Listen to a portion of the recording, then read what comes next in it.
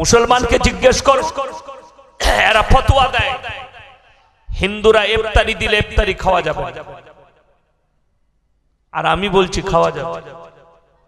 কোন হিন্দু লোক যদি সৎ ব্যবসা করে, তার ব্যবসাটা যদি সতের হয়, তার পয়সাটা সৎ। আর একটা মুসলমান যদি তাহাজ্জুদ পড়ে পাঁচ কাতারে মসজিদে, আর সে যদি সুদ খায়, তার পয়সাটা আল্লাহর কসম হালাল হবে। সেই হিন্দু ব্যক্তির পয়সাটা হালাল, যেহেতু সে ব্যবসাটা সৎ ব্যবসা, হারামের ব্যবসা করে। আপনি করছেন হারামের ব্যবসা। তা না হলে মুসলমান মদ বেচতে পারে, তা না হলে মুসলমান গাঁজা বেচতে পারে। গাঁজা ব্যবসা করে, মদ ব্যবসা করে, আর বলে আমরা উন্নতি লাভ করছি। তারাই জলসাই চাঁদা দেয়। কষ্ট তো এই জায়গায়। আমার ভাই, প্রত্যেকটা ভাই নিয়ত করুন, আমরা পাকাপোক্ত মুমিন হব। জোরে বলুন ইনশাআল্লাহ। কি করে হবে? এক নম্বর বলে দিই, উলামাদের টাচে আসুন, আলেমদের সংস্পর্শে আসুন, আলেমদের সংস্পর্শে থাকুন। আপনাকে দেখি, আমি এখনই দেখতে দেখতে এলাম রাস্তায়, কলকাতার পার হয়ে আপনাদের এখান থেকে ৬-৭ কিলোমিটার আগে না ১০ কিলোমিটার আগে মুসলমানদের বিয়ে হচ্ছে, গান বাজছে। আমি একদম বাস্তব বলছি, দেখে এলাম লাইভ। মুসলমানদের বিয়ে গান বাজনা হচ্ছে। গান বাজনা জায়েজ তো নাকি? কথা বলে না তোমরা বুবা? গান বাজনা জায়েজ আছে? হারাম শরীয়ত। মৌলবীকে জিজ্ঞেস করেছেন, বেটার বিয়ে দিচ্ছি গান বাজানো যাবে কিনা, বিটির বিয়ে দিচ্ছি গান বাজানো যাবে কিনা? ওটা ফতোয়া নিতে হয় না। ফতোয়া লাও, ইমাম সাহেব বিয়ে পড়িয়েছে, ক টাকা দিলে ঠিক হবে। লজ্জা শরম আছে?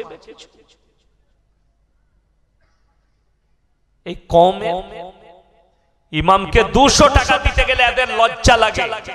ইমাম ৫০০ টাকা চাইলে রাস্তায় চায়ের দোকানে হারামখোররা সমালোচনা করে, ইমাম সাহেব থেকে চেয়ে টাকা নিয়েছে। একবারও হারামখোররা বলে না যে হারামখোর গান বাজিয়েছে বেটার বিয়েতে, আর বেটার বিয়েতে খাওয়া যাবে। যে হারামখোর ইমামের সমালোচনা করছে, সে হারামখোর খেয়ে এসেছে হারাম, অথচ নামাজ পড়ে।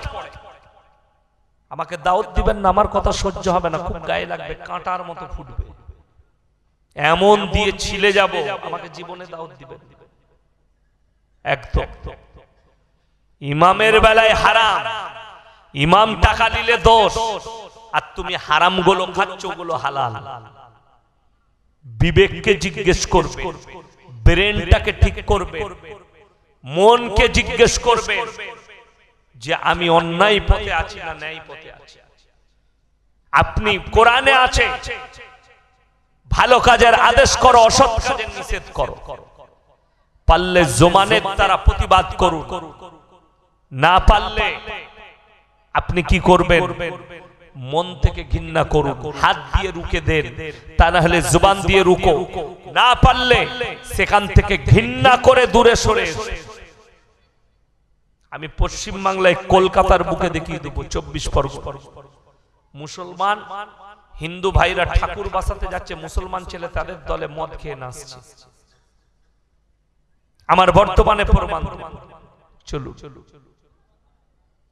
এটাই তো কষ্টের বিষয়, এটাই তো দুঃখের বিষয় যে হাই রে মুসলমান, তুমি নিজেকে মুসলমানের পরিচয় দাও, অথচ ভাই তোমার মধ্যে ইসলামের একটা আখলাকও এলো না, নবীজি সাল্লাল্লাহু আলাইহি সাল্লামের একটা আদর্শও তোমার মধ্যে এলো না। তুমি কিসের পরিচয় দাও? আজকে আমি আপনাদেরকে অনুরোধ করে যাব, প্রত্যেকটা ভাই সবাই নিয়ত করুন, আমরা সবাই আল্লাহর প্রিয় বান্দা হব। জোরে বলুন ইনশাআল্লাহ। কি করে হবে? কোরআনকে জিজ্ঞেস করুন, কোরআন খুলুন।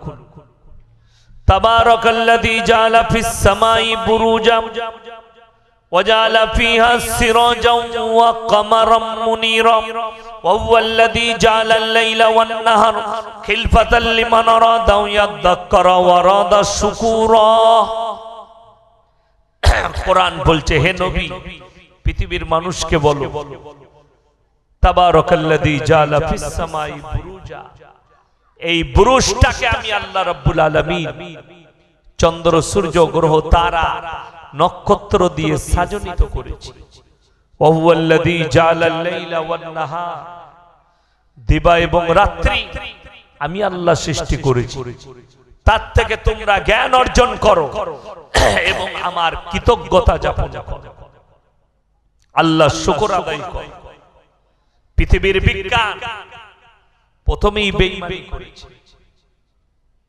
কোরআনকে সত্য প্রমাণিত করানোর জন্য নিজেরা মিথ্যা প্রমাণ করার জন্য নিজেরা উল্টো বর্ণনা করেছে বিজ্ঞানে বৈজ্ঞানিক এটা প্রথম বেঈমান ইসলামের উপরে চাল বিছিয়েছে মুসলমান ছেলেরা বিজ্ঞানের যুক্তিকে মেনেছে কিন্তু কোরআনকে মেনে নিতে পারে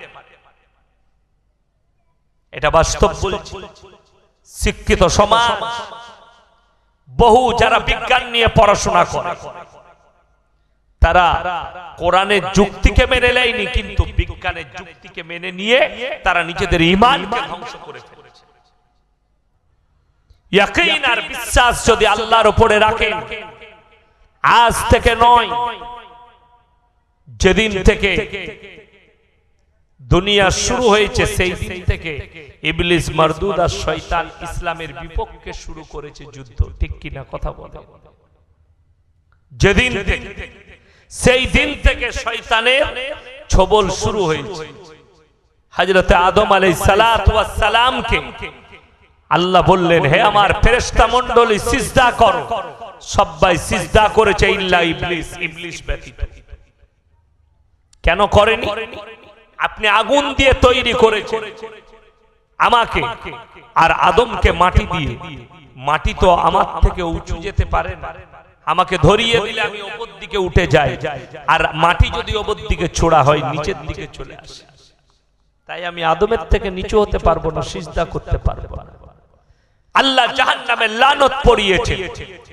লানাতুল্লাহি আলা ইবলিস ইবলিসের উপরে আল্লাহর লানত বর্ষিত হোক বেরিয়ে যাও আমার জান্নাত থেকে ইবলিস মারদুদ বলেছিল আল্লাহ আমাকে এমন শক্তি দাও আমি জানো এই উম্মতে মুহাম্মাদি আমি জানো এই আদম সন্তানের রক্তে শিরায় শিরায় ঢুকে ধোঁকা দিতে পারে এই যে দুনিয়াতে মূর্তি পূজা দেখছে গাছের উপাসনা দেখছে পাথরের উপাসনা দেখছে আপনার সূর্যের উপাসনা দেখছে কবরের উপাসনা দেখছেন এটা আদম আলাইহিস সালাতু ওয়াস সালামের জাওয়ানাতেও ছিল না তারপরের জাওয়ানাতেও ছিল শুরু হয়েছে কবে হযরতে নূহ নবীর জাওয়ানা থেকে শুরু হয়েছে রিওয়ায়েতে পাওয়া যায় নূহ নবীর জাওয়ানা থেকে এগুলো শুরু হয়েছে পূজো পাঠ ইত্যাদি আল্লাহ ব্যতীত অপরের উৎসর্গ করা আল্লাহ ব্যতীত অপরকে রব হিসাবে মানা এগুলো সব শুরু হয়েছে হযরতে নূহ নবীর জাওয়ানা ওইজন্য আমাদের দেশে সনাতনী ভাইরা বলে हमारा धर्म 5000 साल पुराना শুনতে পাবে আমাদের দেশে একজন বাবা বেরিয়েছে বাবা ধীরেন্দ্র ধাম বাগ সুন্দর দেখতে আমাদের বয়সী ছেলে হবে সে লোকের কাছে দাवा করছে कि दुनिया का सबसे पुराना धर्म सनातन धर्म क्योंकि ये 5000 साल पुराना बाबा आपसे मैं गुजारिश करूंगा कि थोड़ा स्टडी तो कर लीजिए अच्छा से क्योंकि